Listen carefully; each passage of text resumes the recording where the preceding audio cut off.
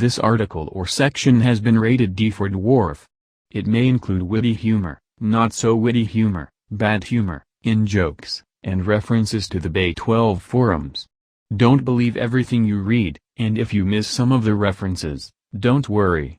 It was inevitable. In the current version of Dwarf Fortress, skulls are somewhat easy to shatter. Lucky head punches can slay even your greatest dwarves. There are two main myths regarding the unique, paper-thin structure of a dwarven skull. Logical dwarven philosophers and religious philosophers disagree as to which is valid.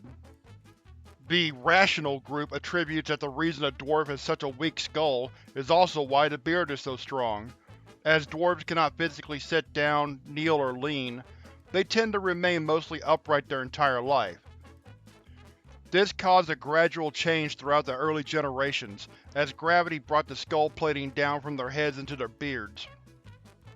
The other group theorizes that when the first mountain king of the dwarves was shat from Armok's womb, he plummeted from the sky many Z-levels high. The fetus smashed into the ground, head first. This also explains the dwarves' peculiar mental state.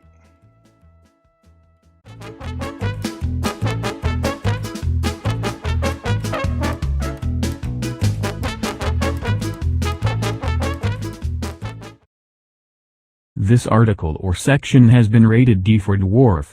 It may include witty humor, not so witty humor, bad humor, in-jokes, and references to the Bay 12 forums. Don't believe everything you read, and if you miss some of the references, don't worry. It was inevitable. Legendary Cheesemakers are known to players for their versatility. They are capable of skillfully baiting traps, exploring fun-filled caverns, digging open magma pipes, meat shielding, bravely defending forts from the Goblin Horde, and even making cheese. Blessed are the Cheesemakers. Ye engraved a picture of yourself eating cow cheese in me bedroom. Aye, what of it? This article or section has been rated D for dwarf. It may include witty humor, not so witty humor, bad humor, in-jokes, and references to the Bay 12 forums. Don't believe everything you read, and if you miss some of the references, don't worry. It was inevitable. In prior versions of the game, Carp had teeth that could inflict 3 times as much damage as an unarmed dwarf's fist, and so could dispatch an unarmed and unarmored dwarf such as a fisherman or a miner going for a drink with ease. They were also strangely aggressive for fish, something which was kept from many releases because it was funny. I think I made fish too hardcore. Toady 1.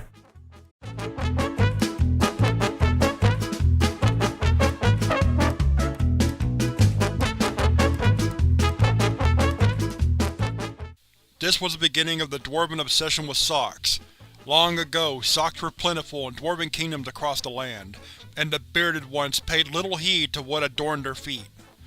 But after the proud citadel of Norgorthog destroyed itself in a terrible civil war over a dispute concerning sock shortages, the production of which they were completely and utterly ignorant, the entire dwarf race everywhere in the universe vowed to never let this happen again. Dwarves made sure to stockpile woolen, silk, and even cloth footwear against the unthinkable happening ever again. Children were frightened with the story of the Great Sock War even before they stopped suckling at their mother's breast to indoctrinate them in proper sock-hoarding behavior, and to get unruly children to behave. If you don't stop pulling Catton's braids, Sibrick, all the socks will disappear. So great is the dwarves' fear of a sock shortage that they will sacrifice their own well-being and even their very lives to make sure that not a single sock will go overlooked. It is unknown how dwarves everywhere could possibly know how one dwarven civilization in a remote and utterly unimportant continent on a forgotten minor world destroyed itself. Most believe that this is once more the touch of Armok on their sodden, constantly intoxicated brains. The bond between a dwarf and his socks is both wondrous and terrible. The most hardened warrior finds his socks so warm and comforting that he is frequently seen wearing but a single boot. Why should he need steel to protect his other foot? He already has a sock on it. Upon losing his unarmored foot to a goblin's blade, he will console himself in the knowledge that at least his foot still has a sock on.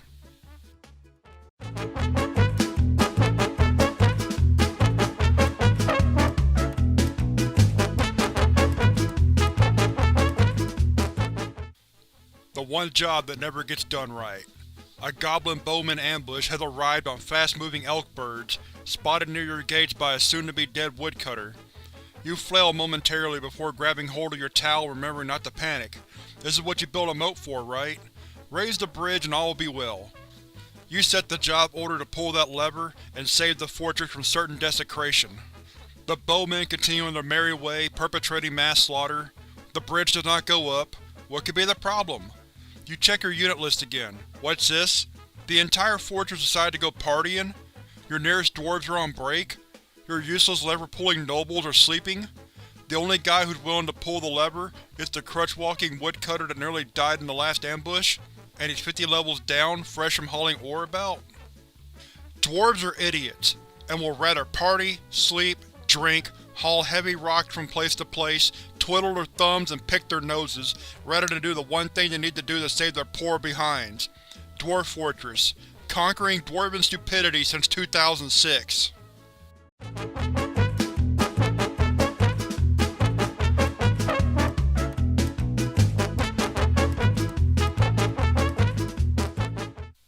Goblin Knight is an important ore, good for iron, copper, bronze, and/or silver.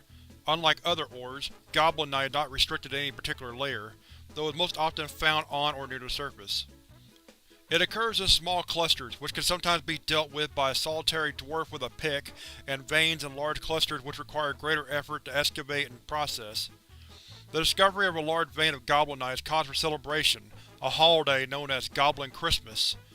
Also, there have been some reports of Goblin Knight spontaneously condensing in the vicinity of strategically positioned catalyzing sharp edges. Once the mining is complete, the Goblin Knight can be unforbidden and your dwarves can carry it off to the stockpile. To yield the precious metal, each piece of ore must be designated for melting and processed at a smelter. The yield is typically less than that of normal ores of iron and copper, but can be an important resource in a particularly metal-poor location, provided you have sufficient fuel. Many caravans praise raw Goblin Knight, along with its attendant wrappings. As of the current version, dwarves and goblins have the same adult body size, therefore allowing Goblin Knight to be equipped directly without melting and reforging as an early or cheap source of low-quality armor for a fortress. Recent advances in the field of dwarven fashion have increased the demand for the wrapping paper in which Goblin Knight is often packaged. While the dwarves of yore would often throw this into the magma while muttering about FPS, the young dwarves of today have been spotted wearing it.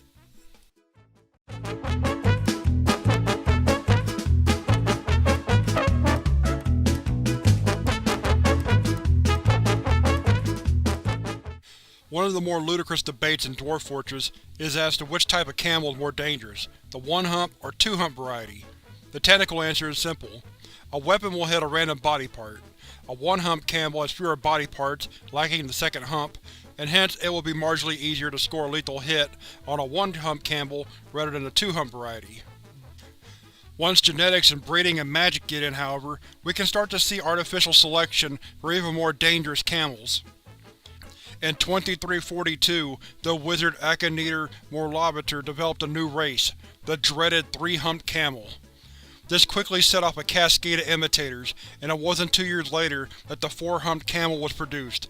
A competition, at first friendly, but later becoming ferocious, came about to develop the camel with the most humps. This finally ended in 2478 with Margaria Fornenzen's development of the limbless, headless 18-hump camel, which died immediately upon birth. Upon which event everyone decided breeding camels with ridiculous numbers of humps was a stupid idea. The number of limbs on a giant cave spider was the next contest devised, but that competition was an utter disaster, which led to the wholesale slaughter of the wizards and the rise of the Fourth Age. And this, my friends, is why giant cave spiders have 8 legs.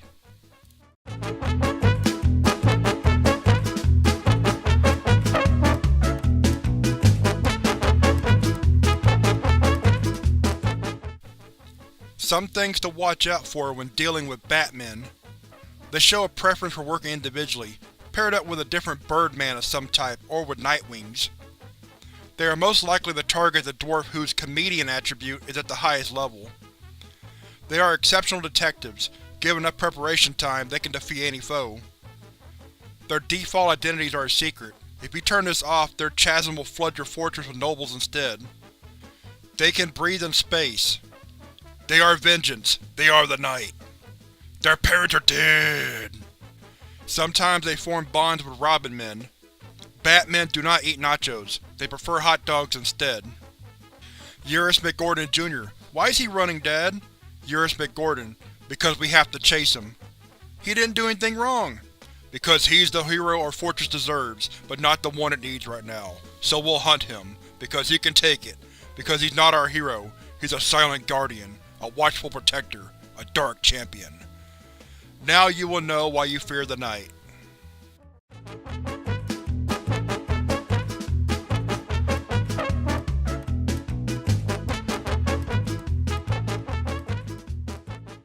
A typical example.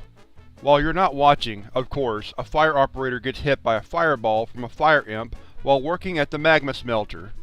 The furnace operator then runs around on his business, smelting coke, and sets fire to both the charcoal stockpile and the bituminous coal vein. As he does this, he takes burning damage. Now wounded, he heads for the barracks for a rest.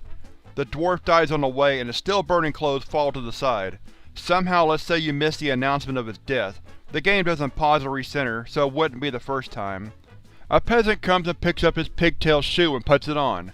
His clothing catches on fire. He goes to the surface and starts a forest fire, which distracts you for some time.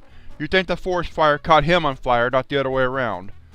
Meanwhile, your legendary armorer grabs some burning charcoal for a new steel project. Soon he's a burning legendary armorer, but not for long. A hauler grabs some armor in the forge where the charcoal is burning, catches fire and sets fire to the leather armor items in the armor stockpile, and or the rows of wooden bins there. A miner finds the burning coal vein and becomes a burning miner. One of these dwarves soon feels hurt also and heads for the barracks to rest, getting on a wooden bed and lighting that up. Another goes and has a drink, setting fire to the booze stockpiles and causing all of the drinks to boil away. Nearby beds and food stockpiles light up. Dwarves sleep on those beds and others near it and get lit up themselves, as well as the dwarves going for a drink or meal and for the burning pigtail robe. The announcement about all the dwarves that have died in the heat start pouring in. You don't miss these. You find the burning coal vein and miner and blame it on him, wondering when and why he went outside into the forest fire.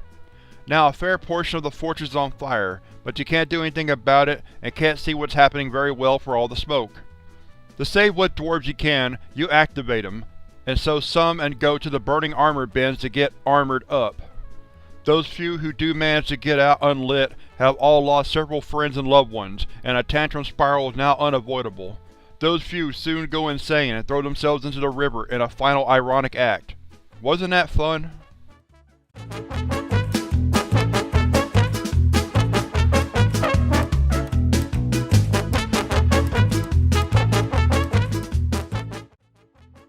This article or section has been rated D for Dwarf. It may include witty humor, not so witty humor, bad humor, in-jokes, and references to the Bay 12 forums. Don't believe everything you read, and if you miss some of the references, don't worry. It was inevitable.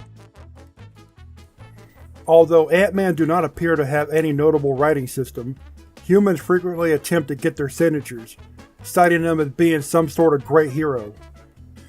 Records of their supposed escapades are found solely in human codices, often pitted against some sort of bee-man. To date, no bee-men have been discovered by dwarf kind.